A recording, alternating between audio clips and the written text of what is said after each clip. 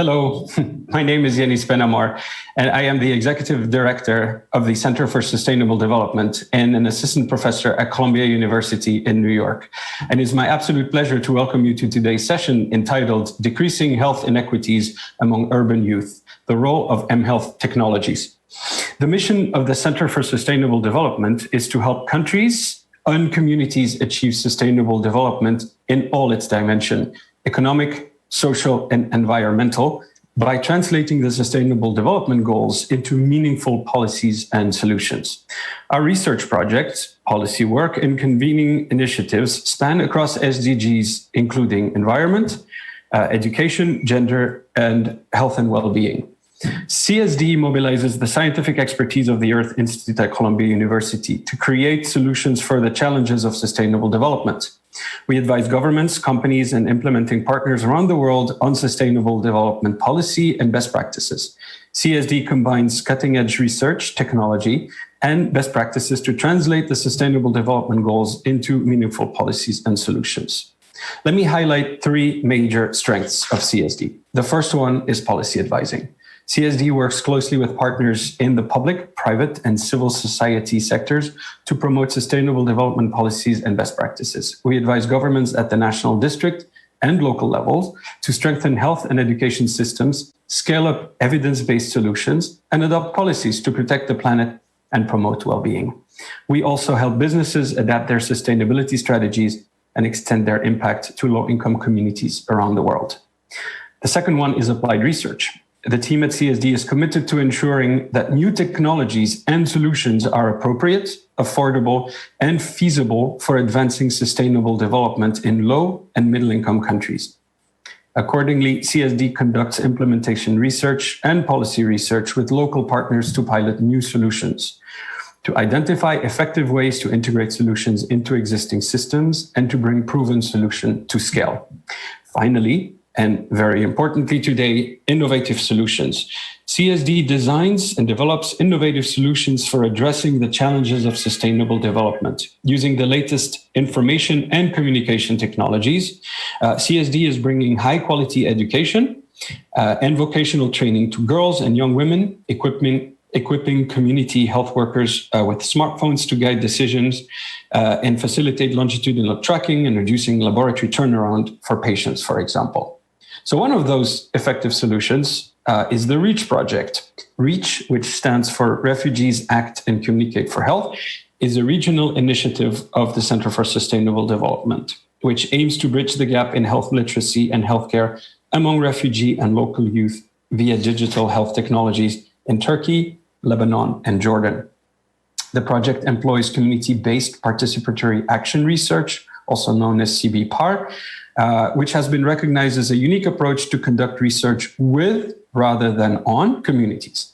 Using CBPAR and implementation science method, REACH aims to assess the impact of information and communication technologies on accessing reliable health information and available health services, and to contribute to the limited scientific literature on ICT interventions for health in countries that host large refugee population.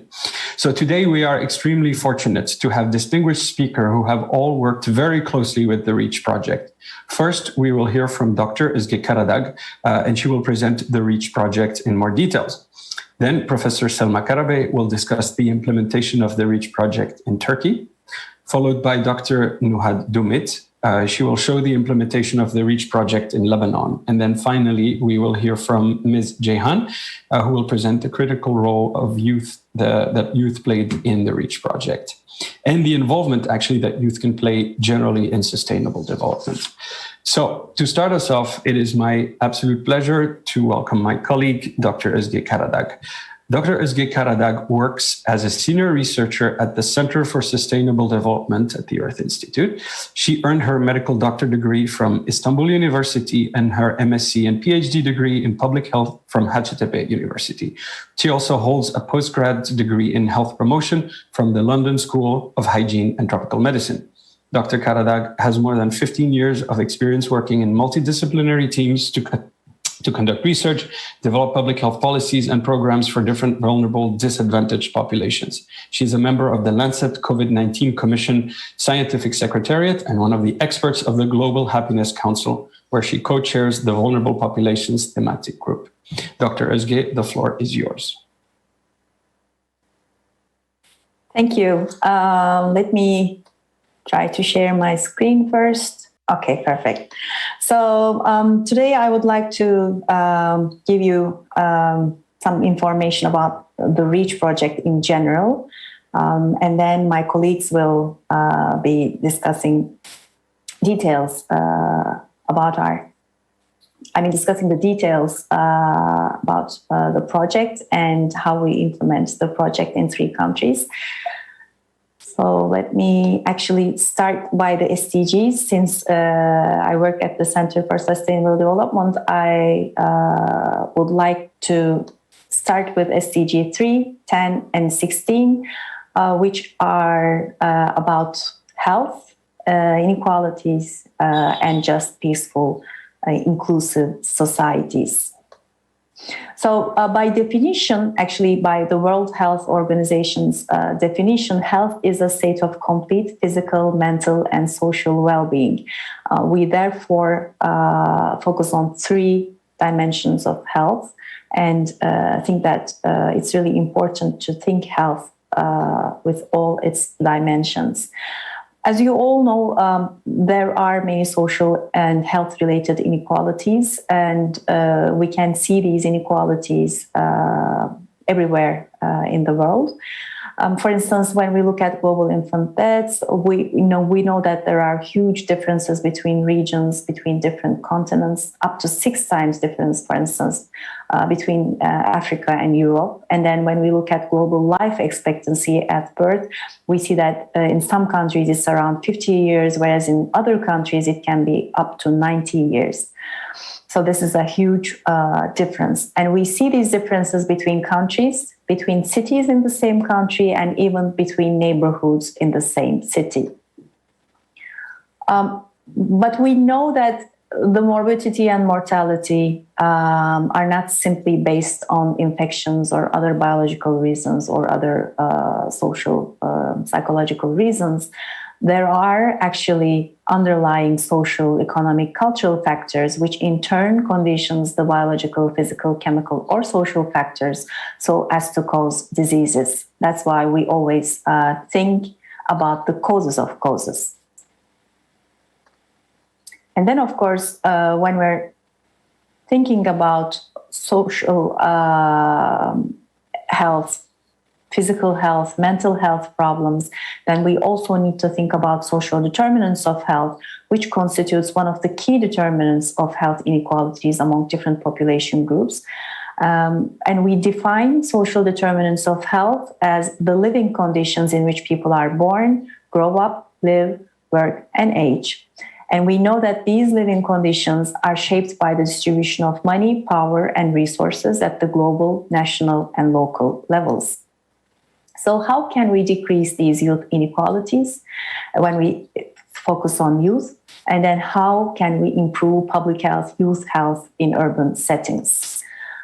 Of course, we have several tools and several concepts that help us. First of all, we need good public policies to improve social determinants of health. And then, of course, we need health promotion principles and practices. And among those, health in all policies concept and community participation is very important. Health promotion is defined as the process of enabling people to increase control over and to improve their health. And when we review the 5 action areas for health promotion, we see that building healthy public policies is very important. Creating supportive environments is important.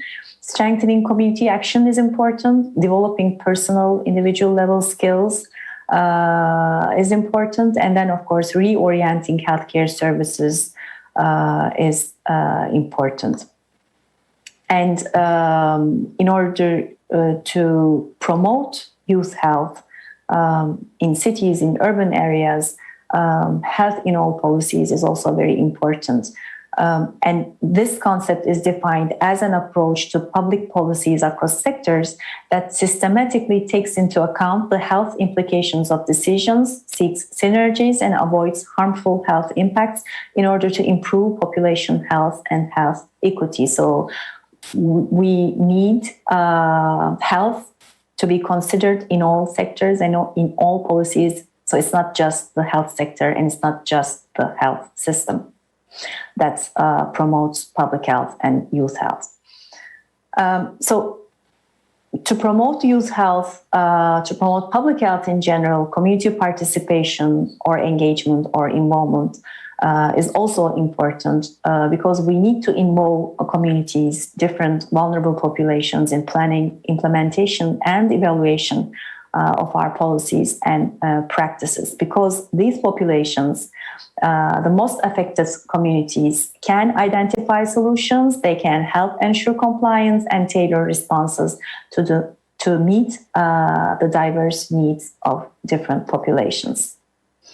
So our main issue, the problem that we thought about for this project was about young people living in urban areas. And we mainly wanted to focus on refugee youth and disadvantaged local youth that face barriers in accessing health information and health care. We know that different cultural norms, languages, laws, and stigma pose additional challenges for young refugees in host countries. And there is a need to implement more innovative, youth-friendly, and widely used solutions to address the health education and healthcare needs of young people. So that's why we aim to use a community-based participatory action research approach. And with this project, we aim to assess the impact of information and communication technologies on accessing health information and services in countries that host large refugee populations. One of the other important aims of this project is to create an international research network on the use of digital health technologies in forced migration settings.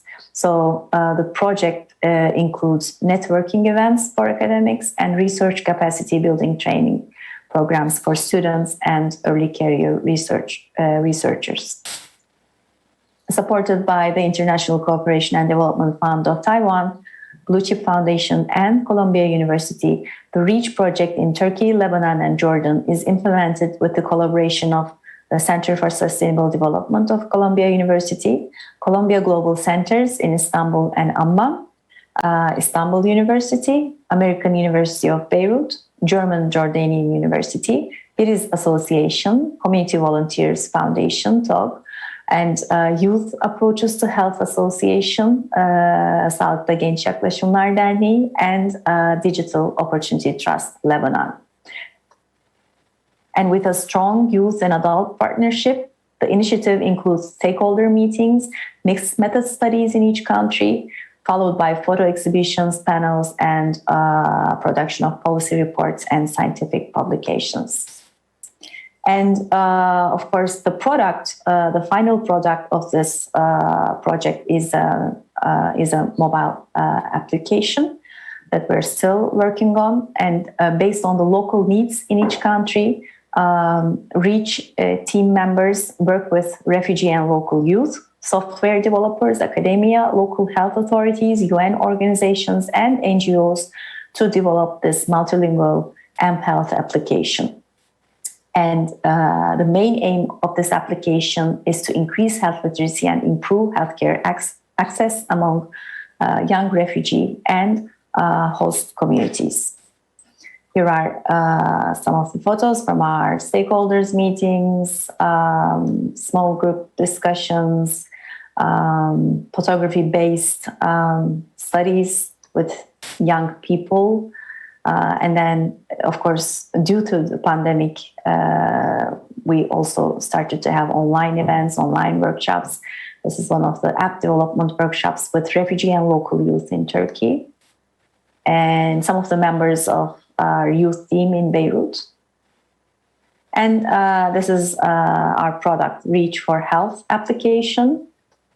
which we hope to release in a very short time. So as you see, there are different sections in this application.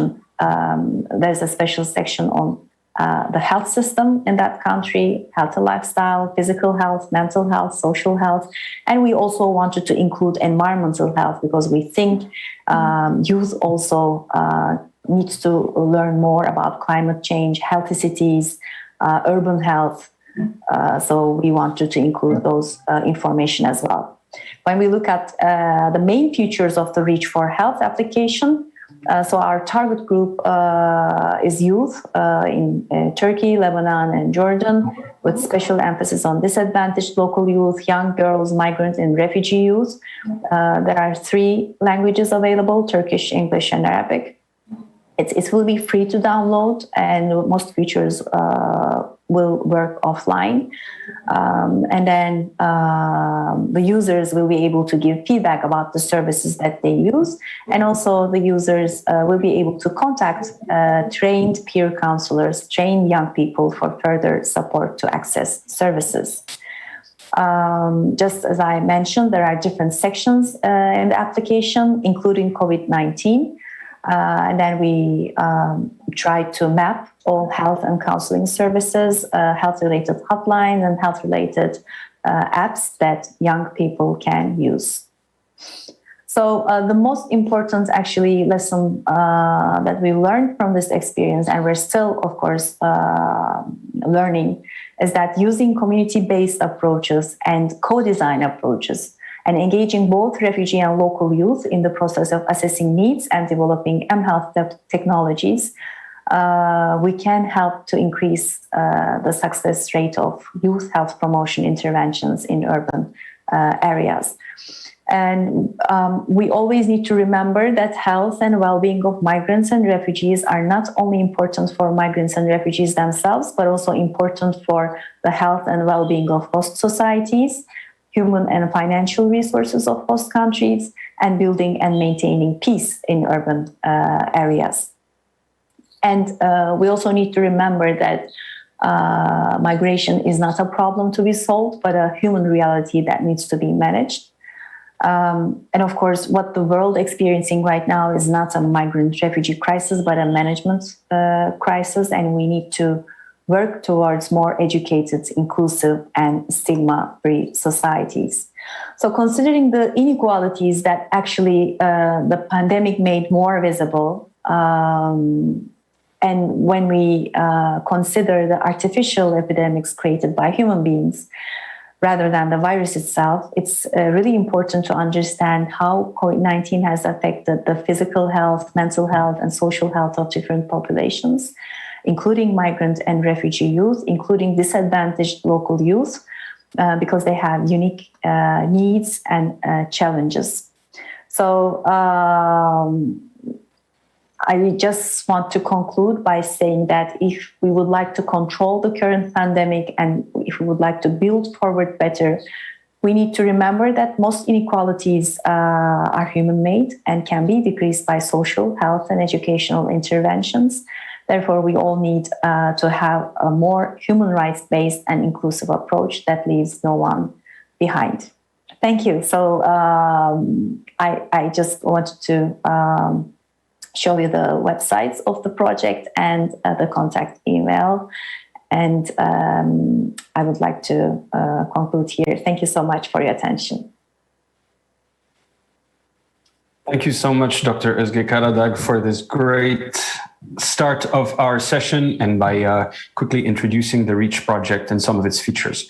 So now to discuss the implementation of the REACH project in the Turkish context, I would like to invite Professor Selma Karabey. Professor Selma Karabey is a graduate of Istanbul Faculty of Medicine and a public health specialist, and she has been working in the Department of Public Health at Istanbul Medical Faculty since 1986. She has been acting as a board member of BDIS Association, which has been working in the field of community mental health since 2016, and as a member of the Lancet COVID-19 Commission Humanitarian Aid, Social Protection and Vulnerable Groups Task Force since October 2020. Selma Karabey's professional interests are health promotion, health inequalities, and public health advocacy. Professor Karabey, it's a pleasure to have you with us today. Thank you, Yanis. I really liked to hear from Özge. After that speech, I would like to give some short information about the Turkish side of the REACH project. But before that, I want to give some short info about the youth demographics in Turkey. Turkey, more than 80 million population. Turkish population is more than 80 million. And youth population, proportion of youth population is about 15. It is decreasing year by year, but anyway, we still have a young population in comparison to, for instance, Western countries or EU countries. But on the other hand, youth unemployment rate is so high in Turkey, in local youth population, about 25%. And unfortunately, again, the gender-based differences are so high. And also the rate of young people who are neither in education nor in employment, about 30%. Again, in female, the number is high. And if we look at the Syrian young people living in Turkey, Turkey has about 4 million Syrian population under temporary protection. I'm giving some information, especially on Syrian population, because the most proportion of refugees belong to the population in Turkey, and so we have more detailed information about Syrian population. And the rate of youth population is about 20%, and so higher than Turkish youth proportion. And also the rate of young people who are neither in education nor in employment is about 50% among Syrian young population in Turkey. If you look at the female rates, it is so high, really so high. And so that's why we needed a project like REACH in Turkey as much as in Lebanon or Jordan, because we have many young people and we should have add something to their future. And of course, we have many partners in order to carrying out some activities in Turkey. As Özge said, there are some institutions, some civil society, etc. And I mainly represent of Istanbul University. Istanbul University has about 60,000 students and biggest one in Turkey. And so this project also would add something to our students as well. And many population group, of course, are involved in this project. First of all, refugee youth, local youth, and also health authorities and youth authorities, social services, NGOs, and academy are involved as well. Shortly, at the end of this process, all sides, all stakeholders gained something from this project. Awareness, willingness, and collaboration have increased. First of all, we started with a stakeholder meeting because we needed to know each other, how to help each other, how to collaborate, make collaboration, etc., etc. In September 2019, we organized a stakeholder meeting, and we planned our way, our map, and then we have started to work in the project. First, we carried out a quantitative survey with refugee youth in order to learn their needs and some barriers in order to reach some health services or some other social services, etc. And we reached more than 500 refugee youth between the age of 15 and 24, and 6 bilingual data collectors helped us in this process. Before the pandemic, we have planned to make some face-to-face survey. It was, of course, another opportunity for us to touch, to make some connection with young refugees in Turkey. But unfortunately, because of the pandemic, we changed to phone service. Anyway, we could collect the data that we needed.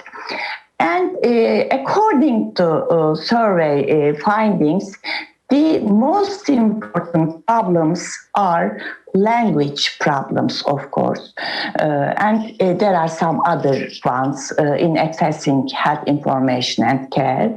But on the other hand, most of the refugee youth have internet access and mobile phone, and so this would be a big opportunity to make something different. And so we thought that, wow, the idea of developing an application would be great. And according to survey again, 8 of the 10 refugee youth said that they would be interested in using that kind of application. And the second component of the study was qualitative compounds. We have interviewed with some policymakers, program managers, and service providers in a large scale. As you see, we have interviewed physicians, psychologists, case managers, etc., etc. And also their organization are spread in a large scale. And so the representativeness of those people seem quite well.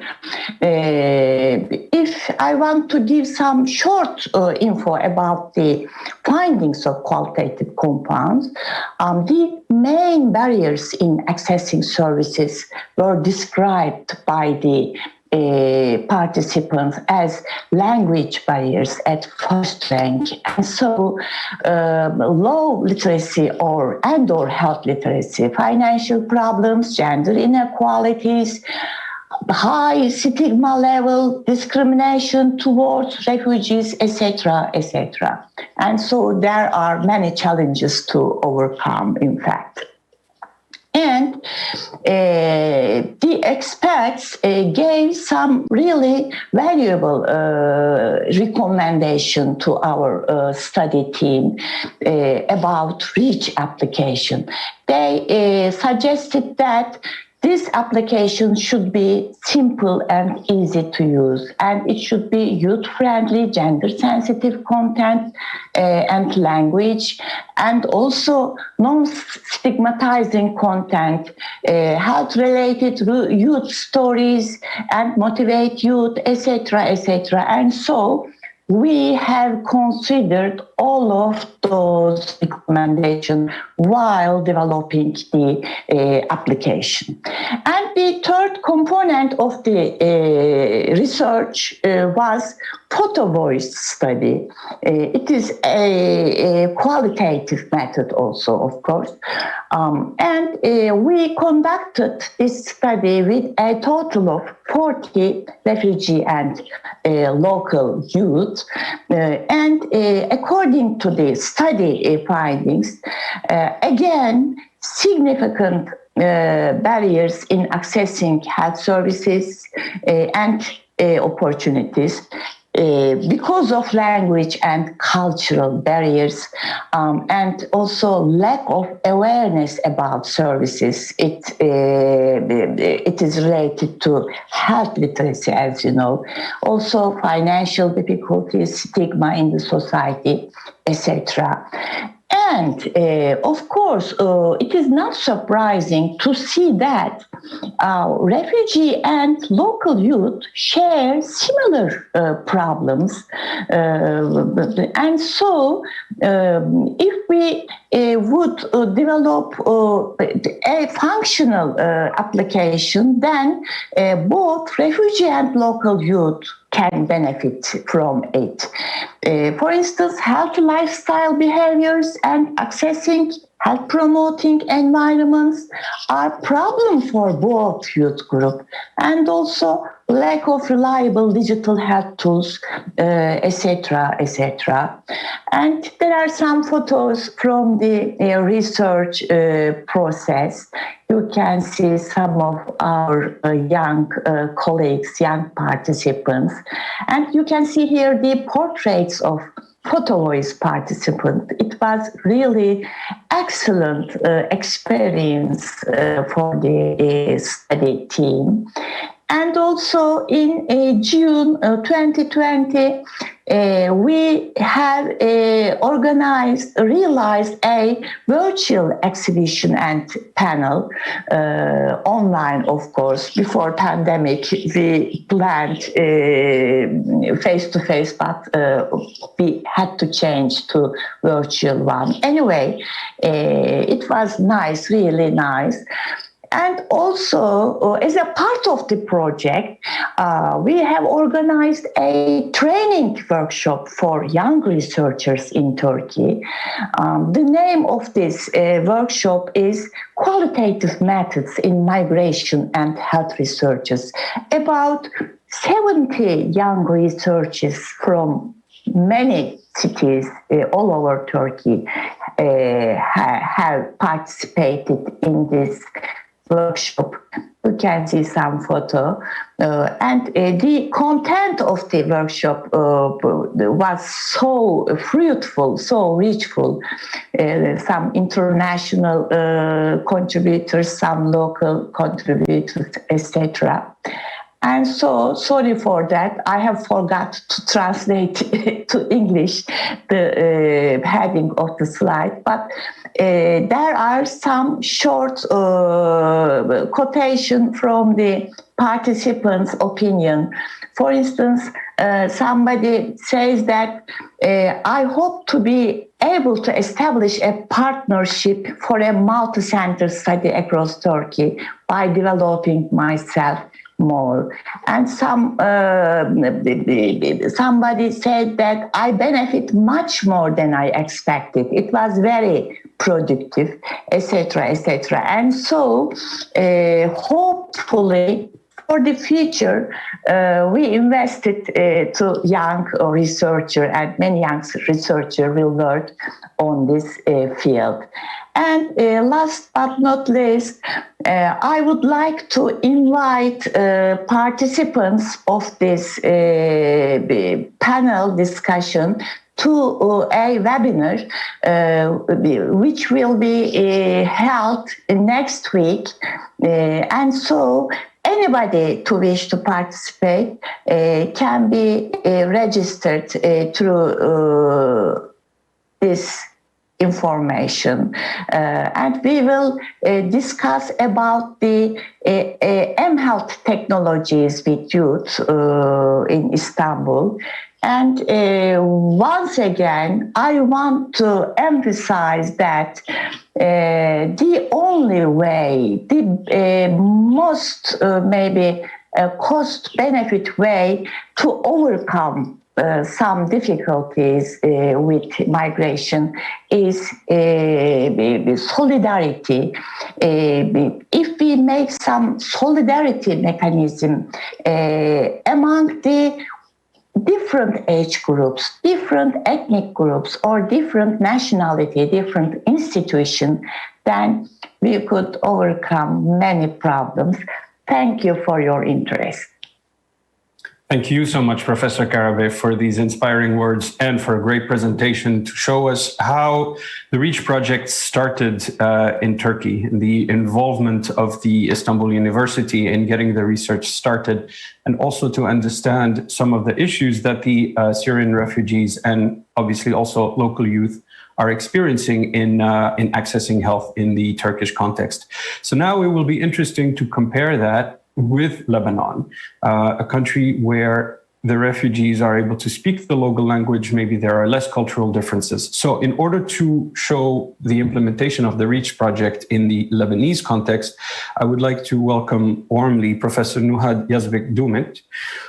Professor Dumit earned her Bachelor of Science in Nursing and Master's in Education Policy from the American University of Beirut, AUB, and a PhD in Nursing from the University of Colorado. Currently, she's an associate professor and holds several administrative positions at AUB School of Nursing, and she co-directs the Continuing Medical Education Office of the Faculty of Medicine at AUB. She has several research projects, including those related to Syrian refugee healthcare. Professor Dumit, it's our pleasure to listen to your presentation about the implementation of the REACH project in Lebanon.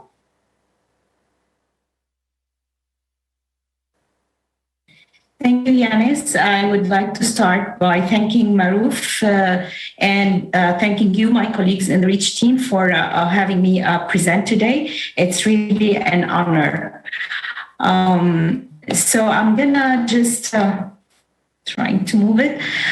Similar to the story of Istanbul, in Lebanon, we started with the stakeholders meeting, and the main partner in Beirut was the DOT that organized and helped with the getting all those governmental and non-governmental, international or local organizations sit together to solicit feedback from them about the idea of using health technologies for better accessibility of health service to the young, especially the young refugees. Mind you that Lebanon has the highest proportion of Syrian refugees, but there are other refugees as well, like Palestinians, Iraqi, for instance. And if you notice a quick view at the organizations, we miss one important and vital government organization, which is municipalities. It is not there. And this is where I'm learning from the Turkish experience about including municipalities.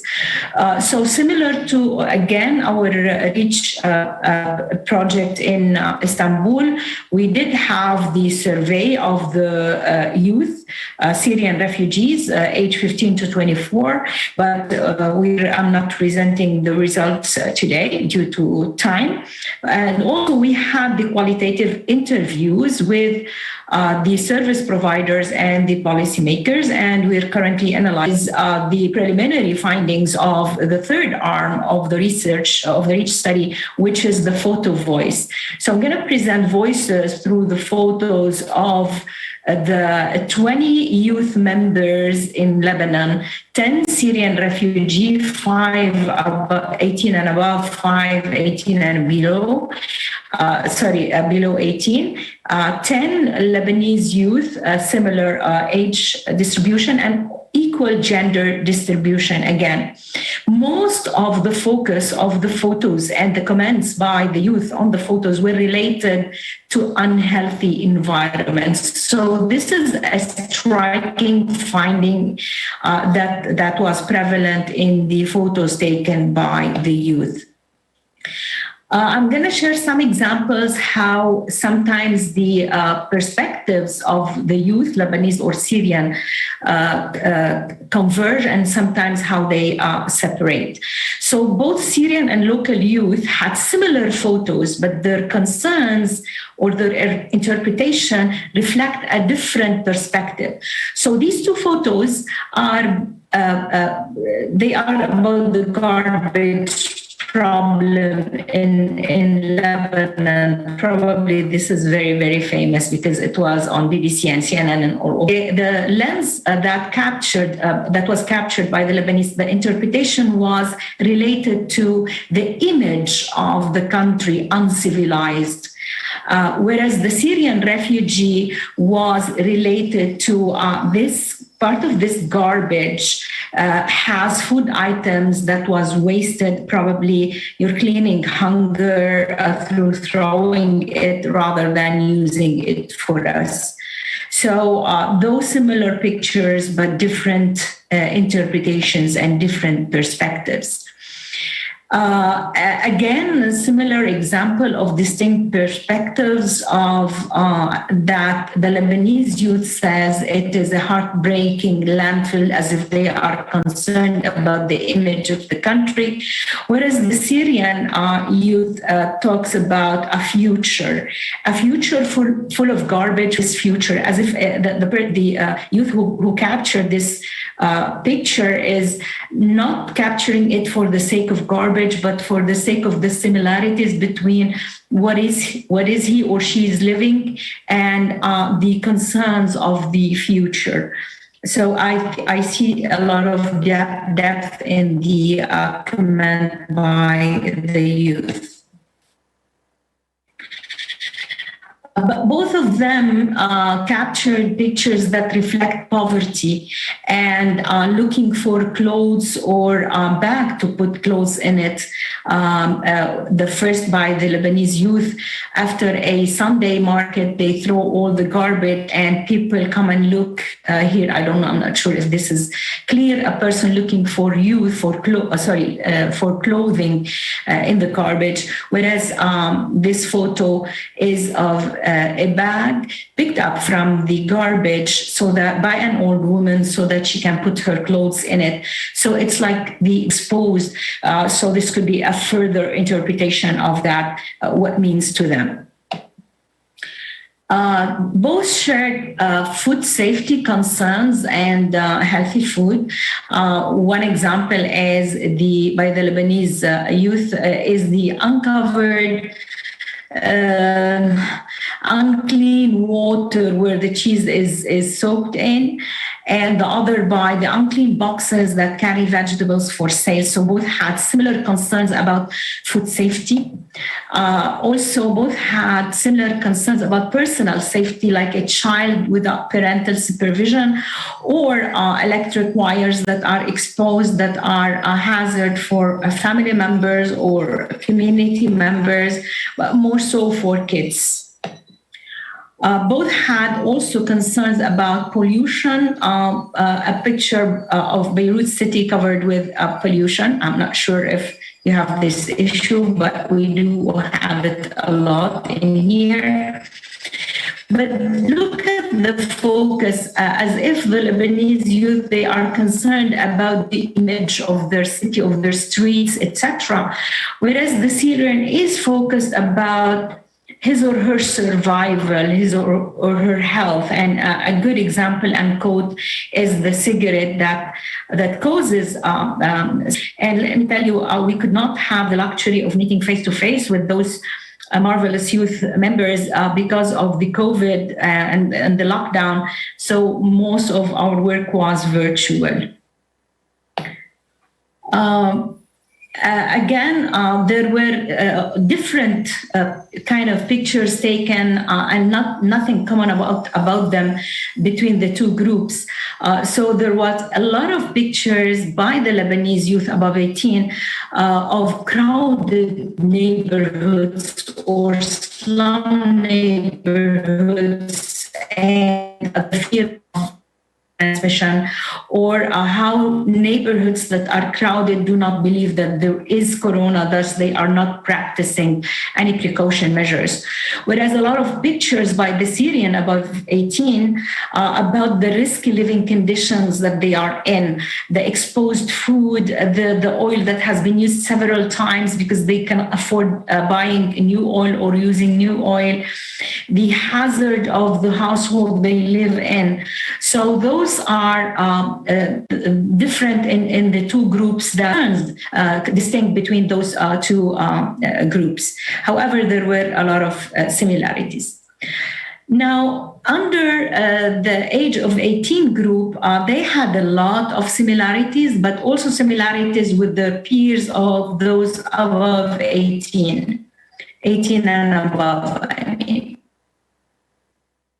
A lot of pictures about waste and garbage that was taken by both the local and the Syrian youth, and addressing lack of garbage containers, or there is no recycling, or lack of awareness about recycling or burning waste around residential area, not only to people, but also to earth in general, to Mother Earth, or to the lands, and especially the agricultural lands.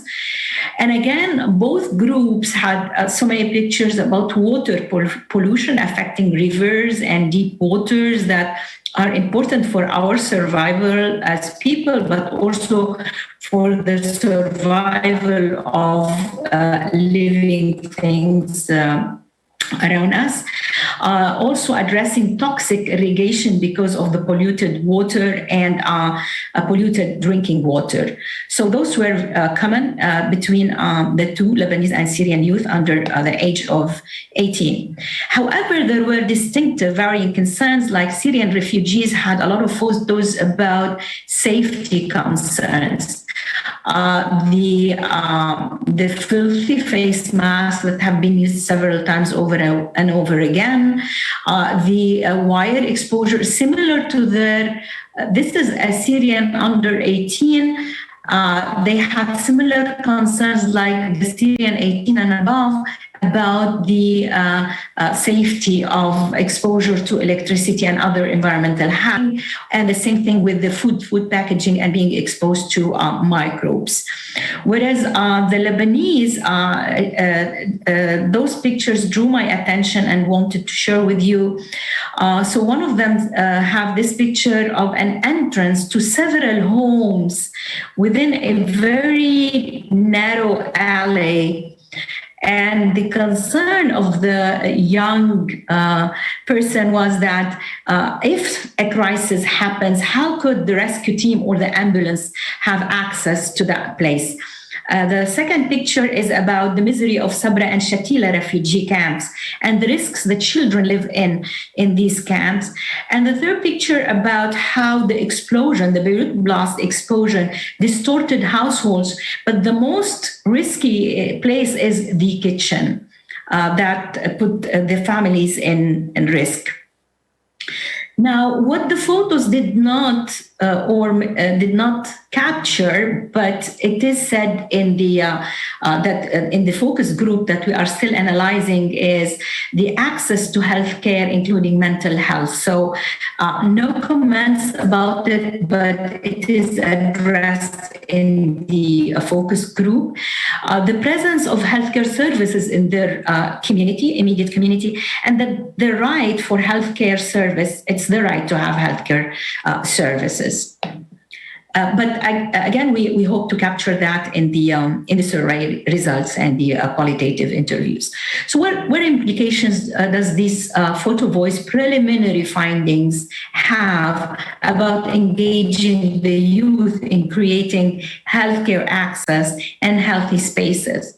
Organizations, whether local or international, whether governmental or non-governmental, including municipalities, need to train, create, and support young leaders and engage the youth in assessing, decision-making, planning, and evaluating community and health projects. They should establish partnerships between and among youth groups and the international or non-governmental organizations, local governmental, non-governmental organizations, and municipalities, and still learning.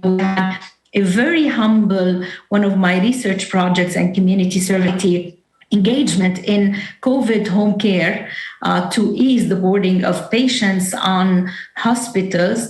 But I'm still, we are, not only me, we are still learning about engaging municipalities, and I'm learning from my colleagues here. Creating a platform for the young to voice their concerns and their creative ideas for solving health problems relevant to their communities and relevant to their needs is another thing that organizations need to address. And thank you. Thank you so much, Professor Dumit, for this very powerful presentation using photography to show us the difference between the interpretation of issues seen from the local Lebanese youth side and from the Syrian side. So now to actually closely listen to the voice of youth and the involvement of youth, I would like to ask our last speaker, Ms. Damla Jehan. Damla earned her Bachelor of Science in Nutrition and Dietetic in 2017, and she is studying Master of Public Health at Istanbul University. She is one of the young researchers of the REACH project. She is a volunteer in SDSN Youth and works as an SDG coordinator of Istanbul University to raise awareness about sustainable development goals amongst university students. Currently, she works as a nutritionist in Slovenia Nutrition Institute as an European Institute of Innovation and Technology Food Fellow. We are very excited about your presentation, Damla. The floor is yours. Thank you, Yanis. It's really great to be here, and I'm so excited.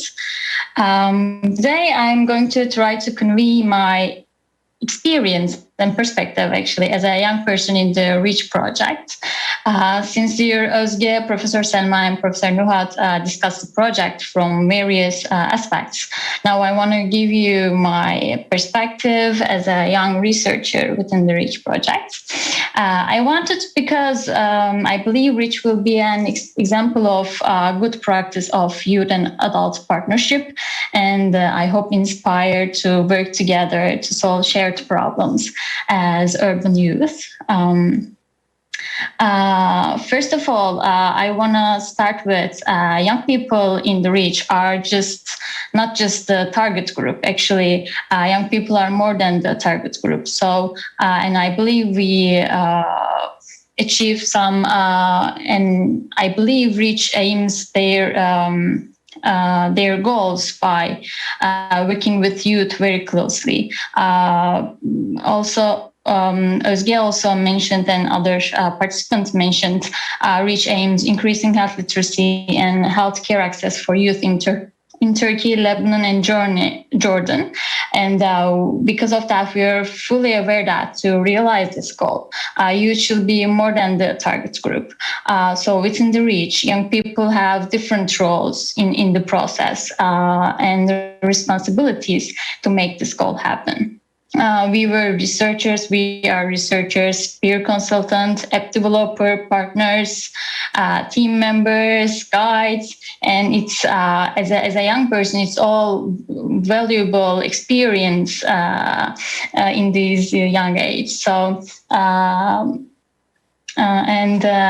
also I started work in 2019 in REACH project, and from the day one, we participate in all project-related activities as young member of REACH, and we had chance to have different experiences. We were in meeting, decision-making, we were photographers sometimes, we were interviewers, we were panelists, app developer service, peer consultants, as I said before. And it's, again, it's very, very important.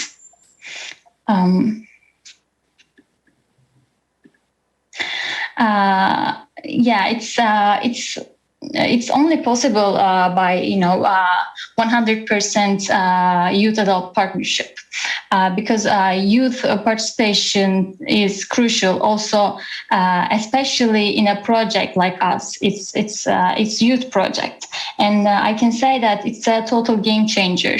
As a young person, you can always actually participate in projects, and it's all desirable. But the problem is how young people participate in the process. Do they involve in decision making? Can they find a place in table, or they informed by decision. It's all game changer, and generally it's not the case always. Business as usual. I believe they all have experience like this. It goes like, dear young people, we know your problems, and we thought of something to fix your problems. And so could you print and copy these papers and share with your friends? This is all the case generally. But we should understand this doesn't work. And young people should find a place in decision-making meetings and have a voice, and 100% participate the whole process and be informed of the process. I believe we did this in REACH, and we had a voice. We felt we were listened. Our ideas were important. And you can see some photos of our meetings, and we all here, and I all here in these photos. And really, I'm glad to have this experience. And actually, one step further, we also had a chance to run a total youth-led project under the umbrella of REACH. We applied as a youth member of REACH for a grant, and this grant was for the mixed youth groups like REACH networks. And thankfully, we were selected one of the 8 finalist projects, and we run the whole project on our own, obviously with mentorship of senior REACH researchers. And within the peer counselor project, we aimed finding the peer counselors for our app and give them training and supervision, and engage and then engage them with REACH for Health app. So thereby, we had a chance to, young people had a chance to have training, mentorship, and experience. Also, user can ask health-related questions anonymously to peers and get answers. And also, they get to know each other, and they get to know youth-related health problems. And I think it went great. We learned a lot about running a project. All the reports, budget, it was not all fun, but we all had great experience. Actually, we had a chance to work with mixed group. It was a fun, actually. It was great experience. Not just for peer counselor project, also within the REACH project. We all had a lot of chance to meet and work via meetings, workshops, surveys, interviews, group discussion, etc. I think and I believe it's so powerful thing to have an environment to get to know each other, learn from each other without prejudice. And unfortunately, without this kind of events or projects, it's hard to encounter each other.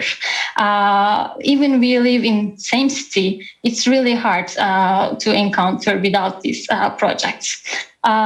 So we sit around the table, we listen to each other, and actually we make friends. And hence, thanks to REACH project, and we call sometimes, and they call me Damla Hocam, like teacher Damla, and they wish me happy holidays sometimes and ask they can join in something in REACH, and sometimes they ask they can, offer me some courses, and it's really great, and we all know they support REACH project and share apps, share meetings, our events, and so it's because of that. I believe friendship is also important, and we had a chance to be friends as young people, as peers. And this is our quotes from the young people in REACH. Actually, before our meeting, I requested to share their thoughts and experience with us. And here are what they said. They are generally from our peer counselors project. It is like I can read some of them. Project process taught me that what we have is not enough information, that we can benefit from the many experiences and knowledge of others and learning information. And this is from the Syrian women participants. Thanks to the project, I have a great desire to learn Turkish better because I have experience, but my language was not enough to express my opinion. And for the first time, I felt strange. Thanks to the project, I met very motivating and inspiring people, and they gave me the desire to improve myself more. When I read this, I really felt hopeful and motivation to keep going what we are doing. So lastly, I've been working in for 2 years, and in the beginning, actually we were trying to reach networks to collaborate, but I can see now we became a network actually, and this is super and powerful. I honestly couldn't believe because I just checked yesterday and I calculated all the numbers. And in Turkey, just in Turkey, we worked with 100 young people. And thanks to our studies, we reached more than 800 young people. And we are all in touch with them thanks to WhatsApp and other platforms. And I can easily say we create a youth network. And I'm very happy to be a part of this fruitful and supportive network. I will conclude here. Thanks for listening to me, and I wish you a great day. Thank you. Thank you so much, Damla. First of all, for your contributions to the REACH project, and then for your presentation to remind us all the importance of the role of youth and also the role of friendship, of course, across nations. Hopefully it will inspire some of our listeners to include youth more, because this is really critical. So speaking of the listeners, you have, I believe, the opportunity to submit questions, and we have about 25 minutes left to take those questions. We actually already have received a few, so we will now move on to the next session, which is the question and answers. And I want to bring all of my colleagues back to the podium. So the first question I would like to ask Dr. Nuhad and Damla, and the question is as follows. Can you elaborate more on the advantages of working with refugees and local youth together? If I am mistaken, you aim not to create a project for them, but create something with them for them together. So Nuhad, yes. Thanks for starting us off. This is a challenging question, Yanis, but I thank you. Okay, so having learned from the photo voice a lot of lessons that most of the concerns of the youth are shared. They are common concerns. Of course, there are a few concerns that are not common. So we start with this base that we have common concerns about our community, about that is affecting our health, that is affecting our livelihood. And I believe strongly in youth. That is, if you put it in their hands, we start with the group that we have in Lebanon. We now have more than 30 who are engaged one way or another in our study. And those are the ones who were engaged in the photo voice or in the surveys. Of course, they are more than 150. But again, create a core of those youth. Train them to work with each other, show them without dictating on them, let them discover that their common concerns can be solved through their joint effort, that together they can make a lot of different things. The example that Damla shared with us, I would invite Damla, for instance, to talk to them about what they've achieved so far in Istanbul and try to create something similar and more and learn from each other's experience. So I hope reach that. If you can, with phase 2, have a special conference for the youth by the youth of REACH in 3 countries. And this could be a start. Did I answer? Yeah, I think this is a fantastic idea, by the way. So we want to create a union between the Syrian youth and the local youth, but it does not mean that it's limited to the country where they are living, because there may be similarities and experiences shared across the borders.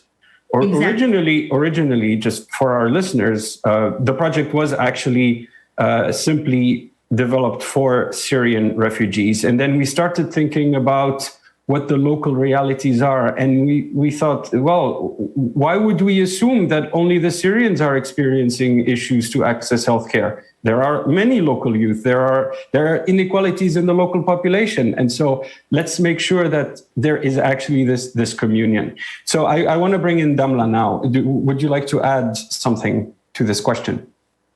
I can add, as also Professor Selma mentioned, when we meet and discuss within the process, we all realize that we all have common problems and common, anxious sometimes about future, about, the current statement of world. And if we don't encounter and if we don't get to know each other without politics statements, without other issues, we shouldn't have this opportunity. So I think we should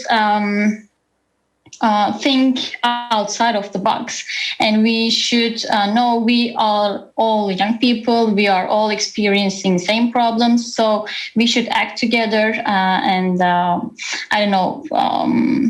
save our future together. I believe this, and this is all my thought about this, actually. Thank you, Damla. So this is the importance of dialogue, or hiwar, as we say in Arabic. Professor Selma, Dr. Özge, would you like to add something for this question, or we move to the next one? Thank you, Yanis.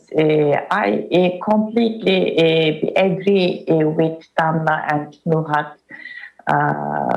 Young by themselves can learn each other, can act together more appropriately than adults. But of course, some support from the adulthood side would be sometimes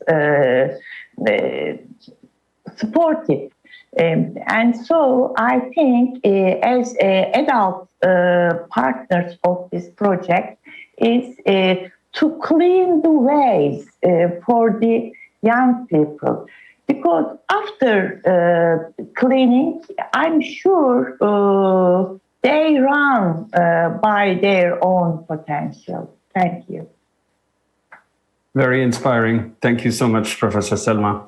Okay, moving on to our second question, which will be for Dr. Özge. So the REACH project is working in 3 countries and with many local and international partners. How do you see the importance of international collaboration on this very urgent and regional issue? Thank you for the question. We think that international collaboration is very important because it's very important to learn from each other. If we are thinking about the Syrian crisis, if we're thinking about refugees living in different countries, their problems in accessing healthcare or other services, or if we think about youth-related problems, although if we're, just taking the example of Syria, well, the origin country for all these young people are the same, but they live in different contexts, different countries with different laws, different services, health systems, and then different living conditions. It's very important to understand the differences and similarities And also, it's very important to compare different policies, different practices, and to learn from each other. That's why we gave a lot of importance for this international cooperation and collaboration dimension of this project. And we started working with first with universities in 4 countries, let's say, including the US and the 3 countries affected by forced migration. And then we started including NGOs working with refugees and youth. And of course, we are in contact with the local health authorities, the Ministry of Health in 3 countries, and the UN organizations. And we did learn a lot from each other. We're still learning a lot from each other. And we hope that this collaboration will also be an example for other migration settings, other forced migration settings. I don't know if any of my colleagues would like to add to this international collaboration question. But I believe it's very valuable to work with different partners from different countries. Anyone else wants to contribute? Okay, so moving on to the next question, which will be for Professor Selma first, and I will extend it to Professor Nuhan. There are over 3.5 million refugees in Turkey. How are you planning to disseminate your mobile application? And how do you see the role of municipalities and ministries when it comes to dissemination projects like yours? Thank you for the question. Of course, it is the important stage of this project to disseminate the information regarding the mHealth application. Nowadays, actually, we established a very good network in Turkey, at least, with many stakeholders are involved in the communication process of our project.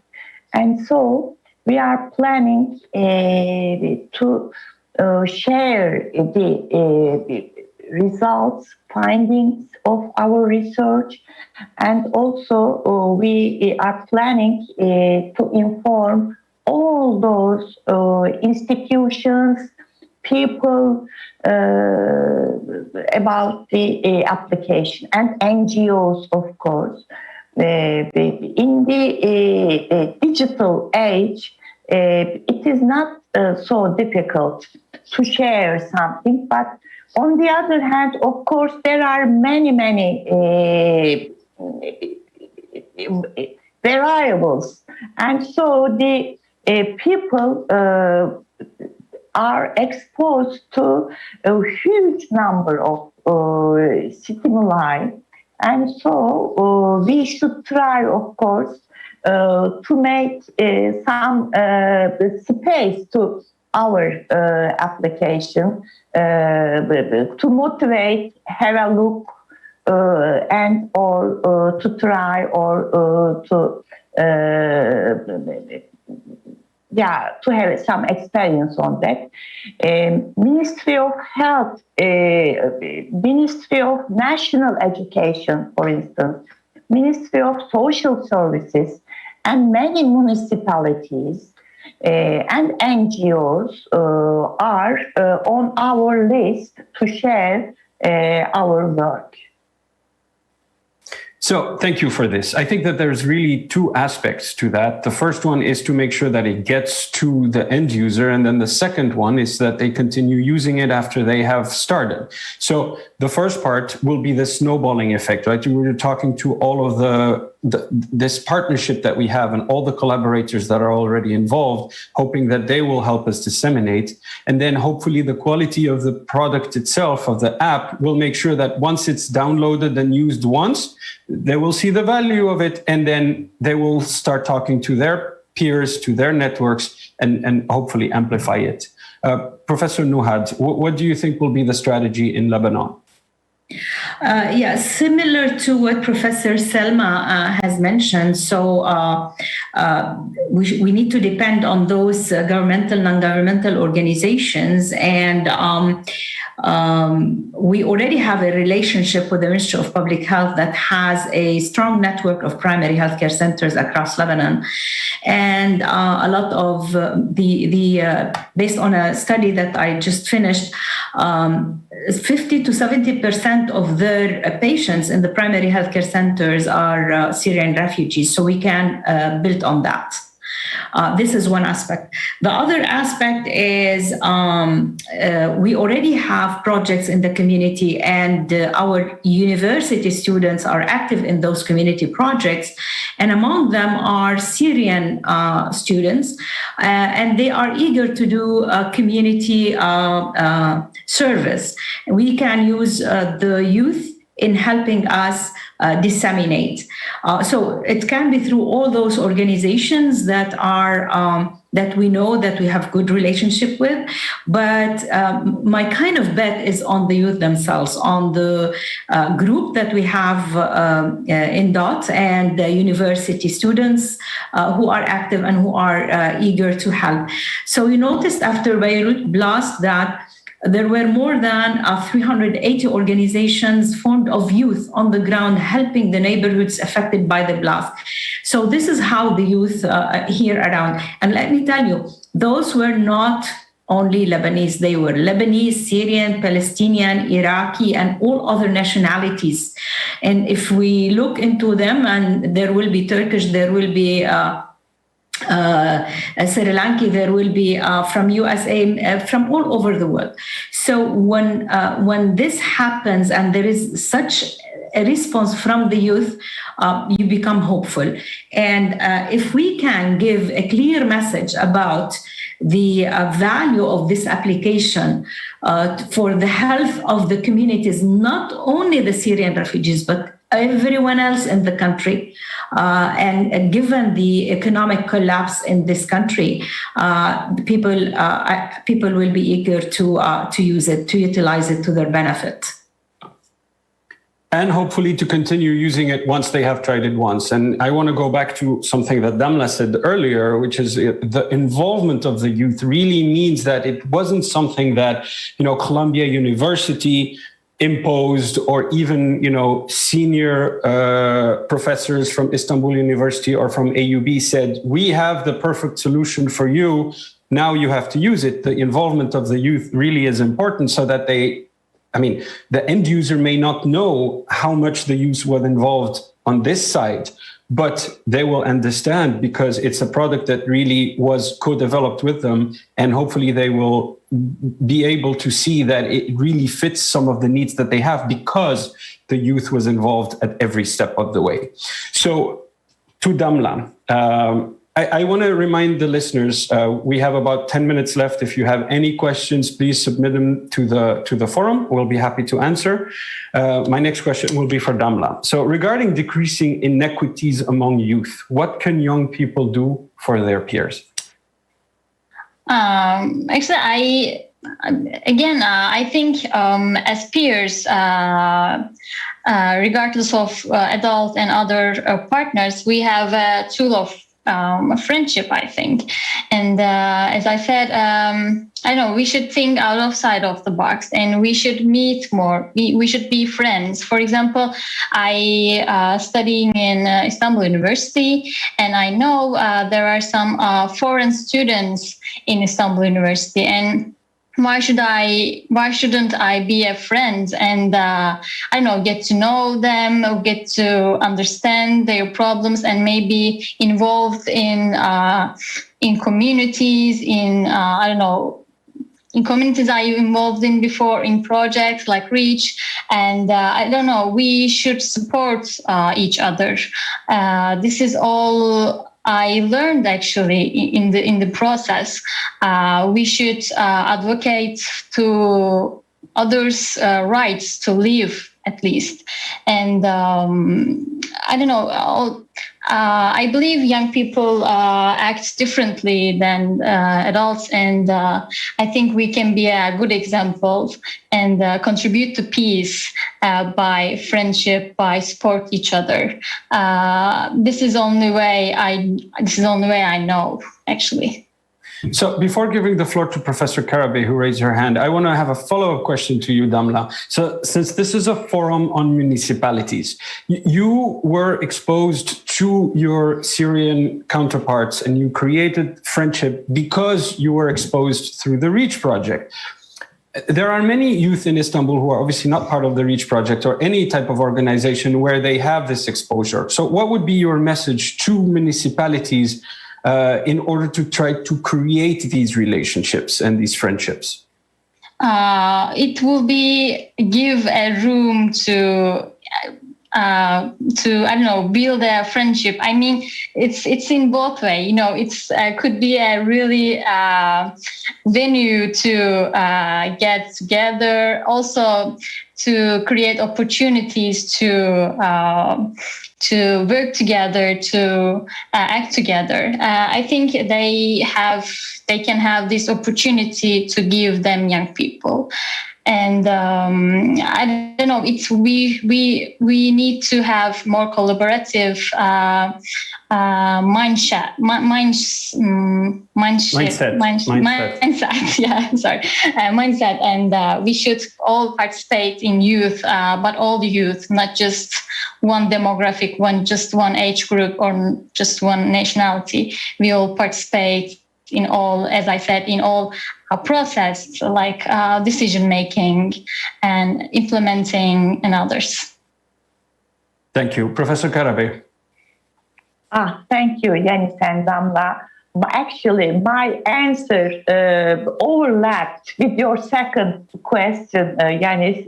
It's so good to me. I agree with Damla. Yes, young people can make some friendship so easily, but sometimes it would be difficult in terms of spontaneity. I observe my students, for instance, in my university. There are many different social groups, and sometimes they would be fragmented, and some small facilitation would be needed. And so in that context, municipalities would play a crucial role because municipalities, every scale of municipalities, some smaller or some bigger one, can have the opportunities, have the opportunities to touch closer to the population. And so, as Damla said, municipalities can offer some spaces to meet some groups from different populations, different subgroups of the society. And they could organize some activities, for instance, some cultural, some musical, or some sportive activities. All of them would make it easier to integrate and to make friendship among young people. Thank you. I think this is so critical what you're pointing out because, you know, bringing into the same room is a first step, may not be enough because you are thinking, okay, what do we have in common? We don't, in the case of Turkey, for example, we don't speak the same language. What is it that you want from us? But in the case of the REACH project, there was a common goal. We worked on something, we tried to, find solutions. So the advice to the municipality should be not just to bring them together, but have a focus, make them work on something, challenge them. So cultural activities, I think that's really great, because then you can understand, oh yeah, this is what we have in common, or this is how it's different. This is really cool. So I think that's a really important part, is to give a purpose to the meeting, not just having the meeting. Dr. Özge, did you want to add something? Yes, actually, I was going to say something similar to yours. I was going to say that it's really important to bring local and refugee youth together, but it's not just social activities or cultural activities. They should be active participants, not just passive receivers. It's really important that they are part of activities, they are part of interventions, they actively contribute with their knowledge and skills, and they actively contribute in the decision-making processes regarding urban issues. It's really important that youth feel that they're being valued, their opinions are being heard by senior people, by experts, by local decision makers, local governments. So it's important to increase their involvement in an active way, not just passive users of activities. Thank you. In an active and constructive way. I think that's really important. Feel that you are part of this society now, that, you know, you may not have chosen to be there in the case of the migrants, for example, but let us be part in a constructive way of the society that we live in. Professor Nuhad, you wanted to add something. Yes, please. Probably we need to look at the policies, whether at the level of municipalities or health authorities or non-governmental organizations, and look for a room where policies can be changed to include representatives of the youth who can carry the voice of the youth to any decision that is the organization is making, including that of the municipality. And this is, in this way, we can formalize having the youth there, but supported and guided by the experts who are on those teams, with formalizing their positions to participate. They are the link between all of those activities and services and their peers in the community. I think this is a way that this is why REACH has a lot of policy implications that we can recommend so that we include and integrate the youth in the whole process of creating healthy communities.